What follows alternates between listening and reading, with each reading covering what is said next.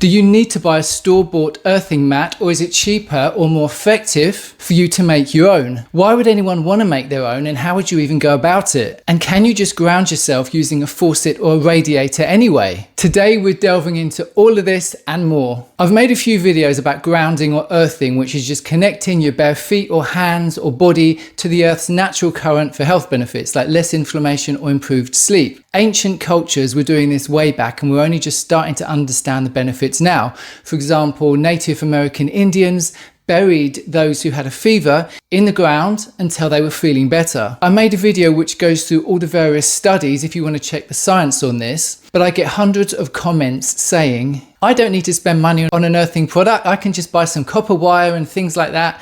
So I want to go through the pros and cons of making your own earthing products at home, as opposed to buying them, and also answer some of your comments as well. Firstly, the best, easiest and cost-free way to earth is to just take off your shoes and walk in your garden or the park or the beach or go in the sea. You don't need to spend a penny. Just kick your shoes off and lay down. As humans, we're supposed to be connected to the earth at all times. Shoes are not natural. Now, I'm not saying you need to buy anything, but during the winter months when maybe it's too cold to walk outside barefoot or go to the beach, then a product that you can lay on the floor, under your desk or on your bed may be a practical solution. This is a grounding mat from earthing.com, which is the brand from Clint Ober, the founder of the earthing movement, and he made the earthing movie. It's basically a soft conductive material which has this cable that clips onto it here, and the end of the cable is the plug that you plug into your outlet. Simple as that. No bells and whistles. It doesn't make any noise. It doesn't heat. It just connects you to the earth's natural current. This particular one costs $49.99, but you can get small ones, yoga mats. There's all different sizes you can get. Many of my American viewers live in homes which don't have grounded electricity sockets. So here in Gibraltar, in the UK and many other countries, you've got 3 prongs on the plug. You've got live, neutral and earth. So when you plug in one of these mats, you know you're going to be grounded. And the switch on the socket doesn't need to be on. That's another question which is often asked. You're still grounded even when the switch is off, as we're not trying to power anything. We just want the connection to earth, which doesn't require the switch to be on. So for many American viewers, they will need other solutions. The cheapest way to know whether your sockets are actually grounded or not is to buy one of these Type B wall outlet testers, which work for the US, Canada, Mexico,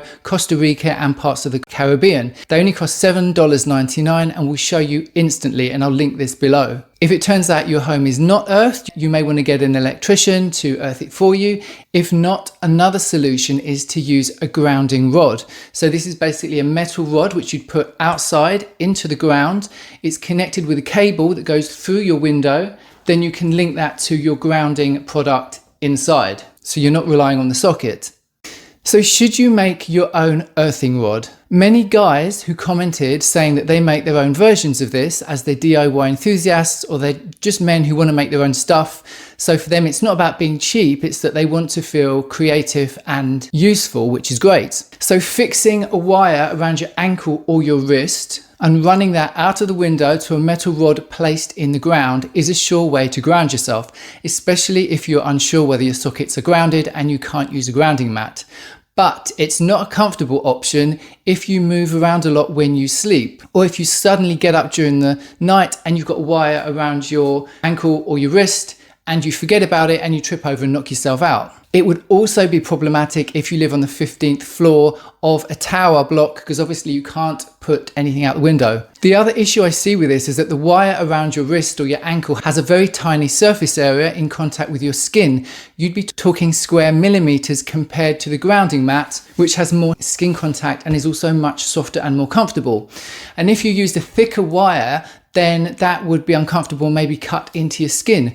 Also, you ideally need a very fine wire which will quickly disintegrate should the rod outside get hit by lightning. You don't want that to travel into your bed while you're asleep. And that's one of the reasons why I like the earthing.com products, because they have a really, really fine wire. Next up, touching a radiator. So radiators should be grounded to protect you from lightning strikes, to protect you against fault currents which could travel through the metal and give you shock, and also to extend the life of the radiator and prevent corrosion for aluminium, copper or brass models. However, my viewers are from all over the world, and while this is common practice in some countries, it's not in others. So if you live in an old house, you would have to check that your central heating system is grounded. Even a new house in some countries. So in theory, yes, touching a radiator may ground you. However, how long are you going to stand there touching a radiator? You're going to get bored and it's not that comfortable unless it's maybe next to your bed and you can put your feet on it all night. Next is touching a tap or a faucet. So many of you commented saying, oh, I do grounding for free, I just touch my tap. So taps or faucets are not universally required to be grounded. It depends on the plumbing system and the tap material. If the taps are connected to metal piping, grounding may be necessary, but if plastic piping is used, grounding is typically not needed. But from what I can see, each country has different standards and rules. Sometimes a separate wire is used to ground the plumbing. So if your tap is grounded, then yes, you can stand there touching it to ground yourself. Again, how comfortable or how long you're going to stand there doing that is another question. And you would have to check that your plumbing system is grounded to be sure. And this would be similar if you have a metal bathtub. So just laying in a bathtub of water doesn't mean you're grounded unless your bathtub is connected to the ground. Next up, anti-static wristbands. Many of you commented saying you just use one of these wristbands instead of a grounding mat, or you combine the wristbands with a homemade earthing rod.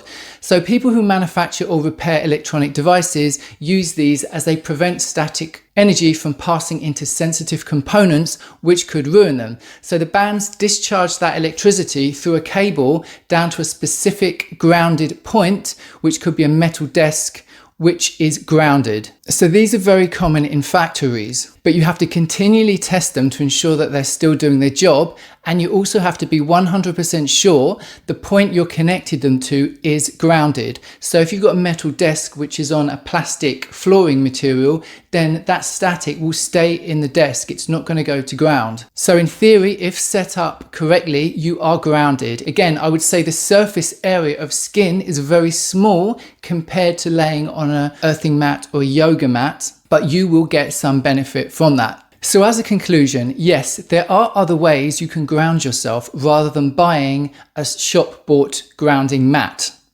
But you have to do your homework and checks to ensure you are actually grounded. My personal preference is to be barefoot outside in nature during the warmer months. But I use this mat at the foot of my bed on top of the bed sheet, so my feet are in contact with this all night anyway, all year round. Now this works for me, it helps me to sleep. I think it kind of reduces stress as well. And when I'm away and I don't have this, I do notice a difference. I also bought these for most of my family members, and although they're skeptical at first, they always come back and say, wow, this is really amazing. I just also find it easier to use a shop-bought product. I just plug it in, it's ready to go. I don't need to worry about tripping over anything at night. And I've also got a much smaller version, which I use as a mouse pad when I'm working at my desk all day. So hopefully this has answered all you guys who posted questions on my earthing videos. Any other comments, please let me know below. If you have made your own earthing product solution yourself at home, please let me know how you did this. What materials did you use? And I'd really be interested to hear from those of you who live in tower blocks. If you're on the 15th floor of a block, how do you ground yourself? How do you get around that problem? Thanks so much for watching. If you've enjoyed this video, please give me a thumbs up and a subscribe, and I'll see you next time.